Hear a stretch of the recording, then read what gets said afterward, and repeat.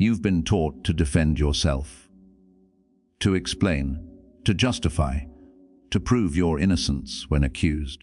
And that instinct, that deep-seated refusal to let an accusation hang in the air, is exactly what's destroying your power. Because the moment you defend yourself, you've already lost. You've accepted the frame. You've stepped into their courtroom, taken the witness stand, and handed them the gavel. Machiavelli understood this. The Stoics understood this. Every person who has ever held real power understood this. And yet you still do it. You still argue. You still try to convince people of your truth. And in doing so, you become smaller, weaker, more desperate with every word. This isn't about pride. This isn't about arrogance. This is about the mechanics of power and how the simple act of defending yourself signals submission to everyone watching. Let me show you what's really happening when someone accuses you of something. They're not looking for truth. They're not interested in justice.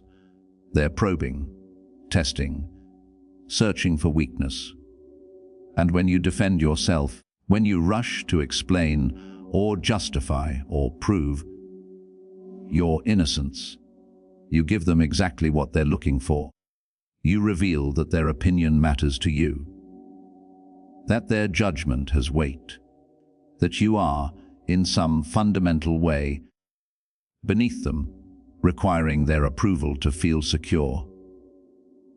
This is the hidden architecture of social power, and most people never see it because they're too busy explaining themselves. The accused who defends is always guilty in the court of perception, not because of the crime, but because of the defense itself. Innocence doesn't explain. Innocence doesn't scramble. Innocence sits in silence and lets the accusation die of its own weakness. Machiavelli wrote that the prince who is seen to be easily provoked is despised. But there's something deeper there. It's not just provocation. It's the response to provocation that determines hierarchy. When you defend yourself, you're confessing that the other person has the authority to demand an explanation from you. You're placing yourself below them. And everyone watching, even if they don't consciously realize it, registers this dynamic. They see the power structure. They see who is judge and who is defendant. And once that frame is set, it's nearly impossible to break. You can have all the facts on your side, all the evidence, all the logic, and still lose, because you've already accepted the subordinate position. This is why the powerful never defend. They don't need to. Their position itself is the defense. Think about the last time someone accused you of something in public, in a meeting, in a group chat, anywhere with an audience. What did you do? If you're like most people, you felt a surge of panic, an urgent need to correct the record, to set things straight, to make sure everyone knew the truth. And so you spoke. You explained. You listed your reasons. You justified your actions. And with every sentence, you felt the room shift. You felt yourself losing ground, even as you tried to gain it. That's because defense is inherently a low-status behavior. It signals fear. It signals that you need validation. It signals that you're vulnerable to their judgment. The powerful do the opposite. They let the accusation sit. They let it breathe. They let the accuser stand there, exposed, having made a claim they now have to support. And in that silence, in that refusal to engage, the power dynamic reverses. The accuser becomes the one who needs to prove something. The accused, by doing nothing, becomes the authority. This is not intuitive. Every instinct you have will scream at you to defend yourself. Your ego will tell you that silence is cowardice. Your anxiety will tell you that people will believe the accusation if you don't refute it. But this is where most people fail. They trust their instincts over the mechanics of power, and the mechanics of power are clear. He who defends submits. He who explains confesses. He who justifies accepts the premise of his guilt. Machiavelli knew this. He watched princes fall not because they were guilty, but because they acted guilty. He watched men of power lose everything the moment they tried to prove their innocence to those who had no right to judge them. And he wrote it down over and over in different forms. Never let your enemies see you sweat.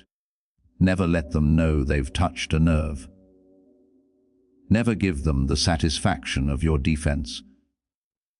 But there's a deeper, more dangerous truth we haven't touched yet. One that most people never consider because they're too focused on the immediate interaction. When you defend yourself, you're not just submitting to the person in front of you.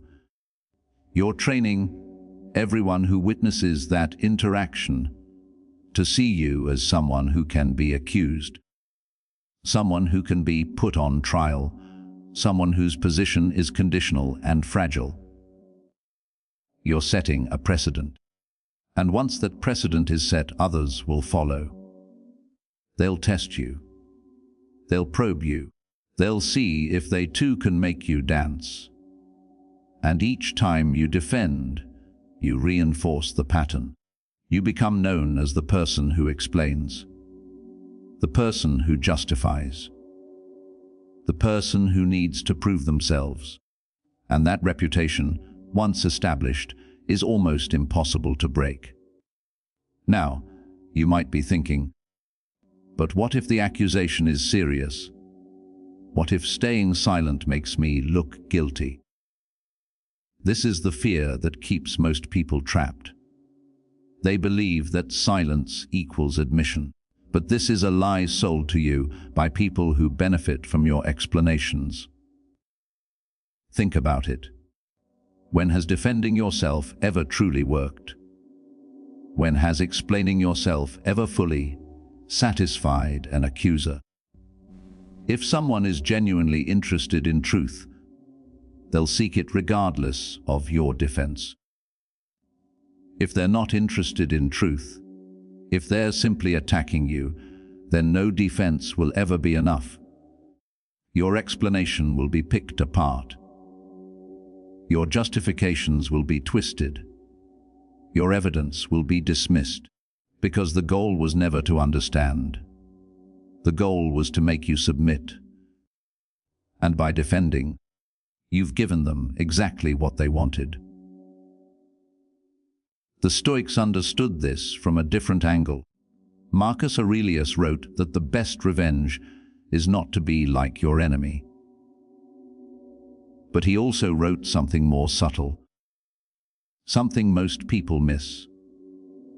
He wrote that you should be indifferent to indifferent things, and the opinions of others, especially those who accuse without authority, are indifferent things.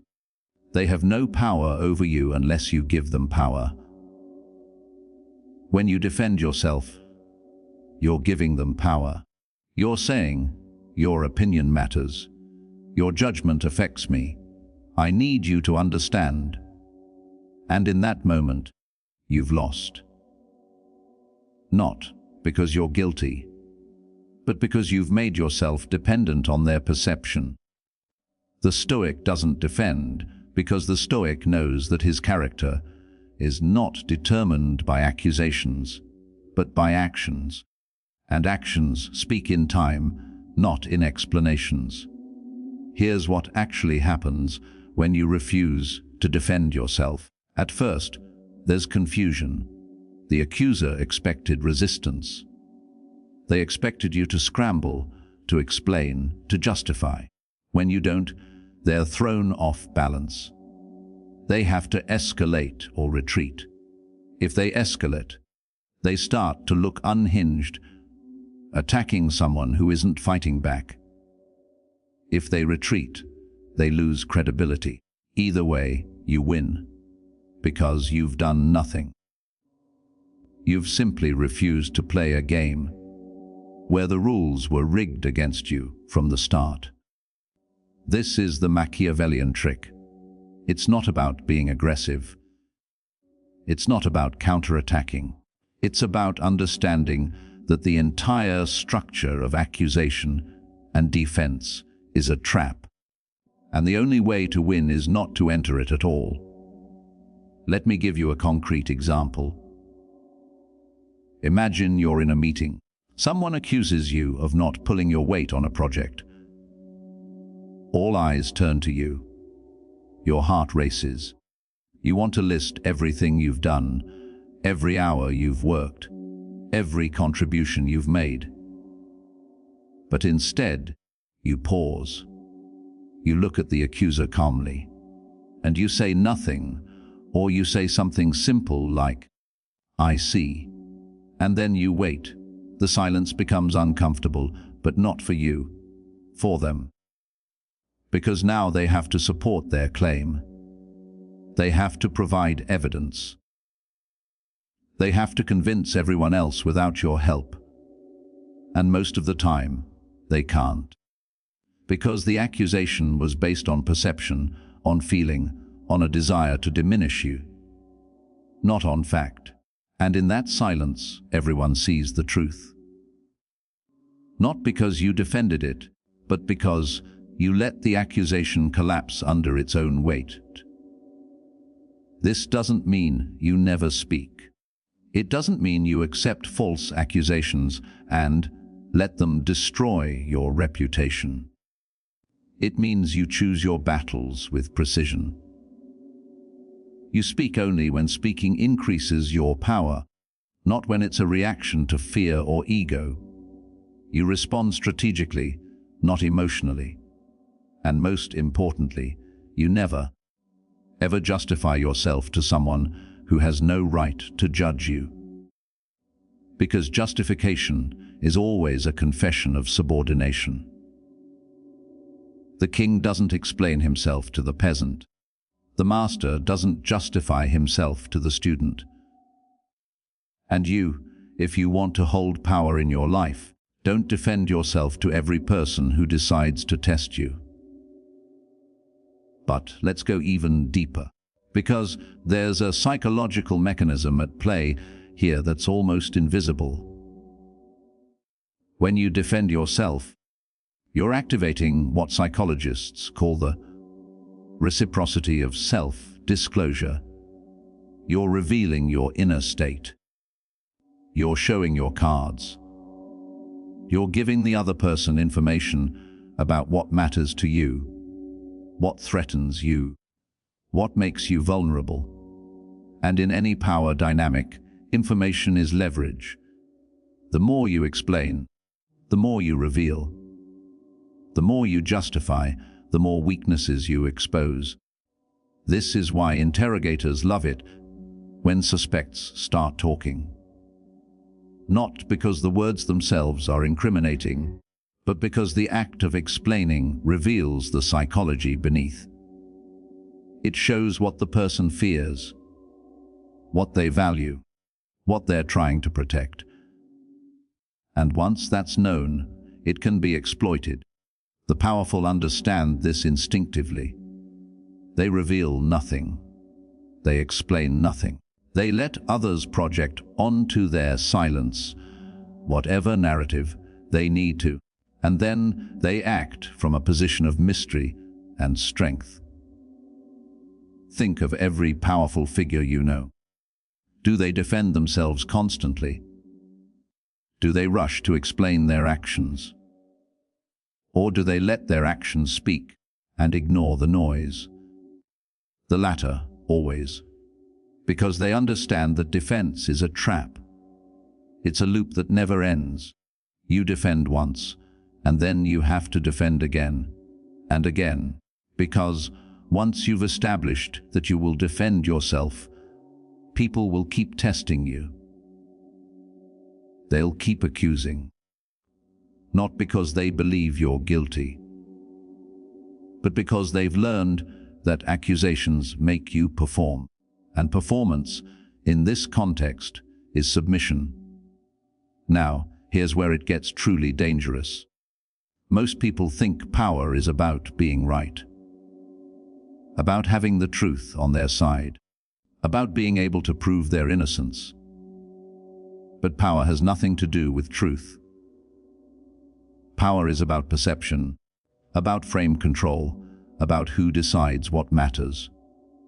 When you defend yourself, you're accepting that the accuser gets to decide what matters. You're letting them set the frame. And once they've set the frame, they control the game. This is why politicians rarely answer the question they're asked. They reframe, they redirect, they refuse to accept the premise of the accusation. Because accepting the premise, even to refute it, is already a loss. The moment you say, "I didn't do that," you've accepted that whether you did it or not is the relevant question. But what if it's not? What if the relevant question is why this person thinks they have the right to question you? In the first place, this is the flip. This is where Machiavelli's trick becomes truly powerful. You don't defend, you redirect. You don't answer accusations. You question the authority of the accuser. Not aggressively, not defensively, but calmly, with a subtle shift that makes them the one who needs to justify themselves. Someone says, "You didn't finish that report on time." You don't list your reasons. You say, "What's your concern?" Or, "What's the real issue here?" You shift the frame. You make them articulate what they actually want, not just throw accusations. And in that shift, the power dynamic changes. They're no longer the judge. They're now the one making demands, and demands can be evaluated, negotiated, or dismissed. Accusations, once defended against, become facts that must be litigated. Demands, once identified, are just requests from one person to another, and you get to decide if those requests are reasonable. But there is a deeper, more dangerous truth we haven't touched yet. One that separates those who understand this intellectually from those who can actually wield it. The hardest part of never defending yourself isn't the external discipline. It's the internal battle, because your ego will rage, your fear will spike, your anxiety will tell you that silence is suicide. And this is where most people break. They understand the principle, but they can't execute it, because they can't tolerate the discomfort of being misunderstood. They need to be seen as good, as right, as innocent. And that need is their cage, because as long as you need others to see you correctly, you'll always be vulnerable to their accusations. You'll always be manipulable. You'll always be weak. The truly powerful have killed this need. They've accepted that they will be misunderstood, that they will be accused, that people will believe lies about them. And they've decided that this is acceptable because their mission, their purpose, their actual goals are more important than the opinions of those who accuse them. This is the final level. This is where Stoicism and Machiavelli merge. The Stoic kills his need for external validation. The Machiavellian uses that death to become unmanipulable. And together, they create a person who cannot be controlled through accusation, cannot be diminished through judgment, cannot be made to submit through social pressure, because they simply don't care. Not in a nihilistic way, not in a sociopathic way, but in a liberated way. They've realized that the game is rigged and they've chosen not to play. So what does this look like in practice? It looks like calm. It looks like silence. It looks like a slight smile when accused, as if the accusation itself is too trivial to warrant a response. It looks like changing the subject. It looks like walking away. It looks like letting the accuser exhaust themselves while you remain unmoved. And over time, it looks like a reputation. A reputation as someone who cannot be rattled, someone who cannot be manipulated, someone who exists on a different plane than the petty accusations and social games of others. And that reputation becomes a shield. People stop accusing you, not because you've defended yourself, but because they've learned that accusations don't work on you. That you're not a player in that game. That you've opted out of the entire system of social judgment that keeps most people trapped. This is the power flip. You go from being someone who needs to prove themselves to someone who doesn't engage with the premise that they need to prove anything at all. And that shift, that single shift, changes everything. It changes how people approach you. It changes how you're perceived. It changes the entire dynamic of your social interactions. Because you're no longer playing defense. You're not even playing offense. You've simply removed yourself from the battlefield. And in doing so, you've won a victory that those still fighting can't even comprehend. They see you as aloof, as arrogant, as untouchable, but you're not any of those things. You're just free, free from the need to explain yourself, free from the fear of judgment, free from the trap of defense. And here's the final piece, the piece that brings it all together. When you stop defending yourself, you force others to either escalate or retreat. Most will retreat. They'll move on to easier targets, to people who will give them the reaction they're seeking. But some will escalate. They'll accuse louder. They'll try harder to provoke you. And this is where your real power is tested. Because if you finally defend yourself after holding out, you lose everything. All the power you built through silence evaporates. But if you hold, if you remain unmoved, even in the face of escalation, something shifts in the observer's mind. They start to question the accuser. They start to see the desperation. They start to realize that maybe, just maybe, the person who won't defend themselves has nothing to defend. That maybe the accusation itself is the lie. And in that moment, without saying a word, you've destroyed your accuser's credibility. Not through argument, not through evidence, but through sheer, unshakable presence. This is Machiavelli's trick. This is the flip. You turn defense into offense without ever attacking. You make the accuser indict themselves through their own escalation. You win by refusing to fight. And the beautiful part, the part that most people never see, is that this works not because you're manipulating anyone, but because you're simply refusing to be manipulated. You're not playing a trick.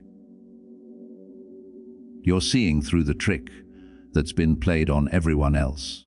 The trick that says you owe people explanations. The trick that says you must defend yourself or be guilty. The trick that says their judgment matters. You see through it, you step out of it, and in doing so, you become untouchable. So the next time someone accuses you of something, remember this: your instinct will be to defend, to explain, to prove. Resist that instinct. Let the silence sit.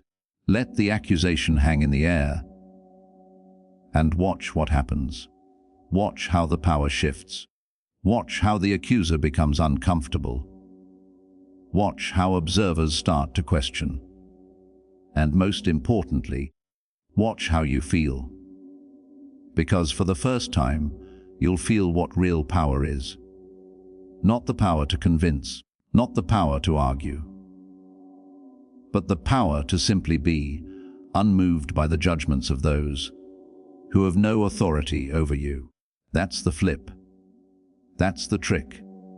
And once you learn it, you'll never go back, because you've been taught to defend yourself, to explain, to justify, to prove your innocence when accused. And that instinct, that deep-seated refusal to let an accusation hang in the air, is exactly what's destroying your power.